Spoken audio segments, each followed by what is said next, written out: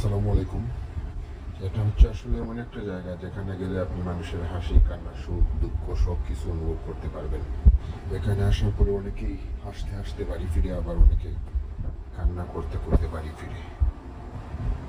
কিছুদিন আগে চোখের সামনে এমনও দেখেছি, 3 বছরের একটা বাচ্চা শিশু, তার বাবা হয়তো বিদেশ যাচ্ছে, মানে বাবাটা সবার সামনে হাসি দিচ্ছে, হাসতেছে, কিন্তু আমি দেখলাম যখন উনি ভিতরে ঢুকছে, চেকিংয়ে ঢুকছে, ওনার চোখ দিয়ে অজরে পানি পড়তেছিল।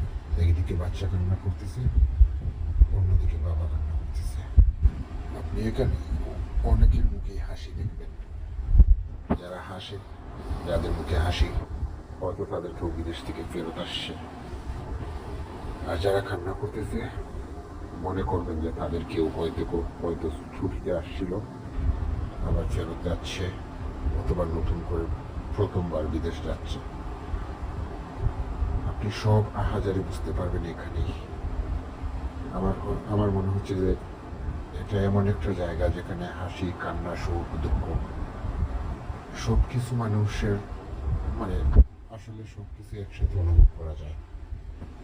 আপনি নিজে গেলেও, আপনি যখনই এখানে যাবেন, আপনার নিজের কেউ বিদেশ যাওয়া লাগবে না। আপনি মানুষের, বাহিরের যে মানুষগুলো আছে তাদের ফেস দেখলেই আপনি হাসি, কান্না, সুখ, দুঃখ সব কিছু আপনি নিজে থেকে অনুভব করতে পারবেন।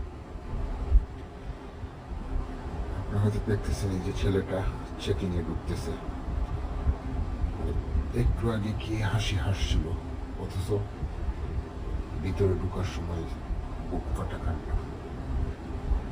আমার বাবার বয়সী, আপনার বাবার বয়সী, বড় ভাইয়ের বয়সী অনেকে এখানে দাঁড়িয়ে আছে।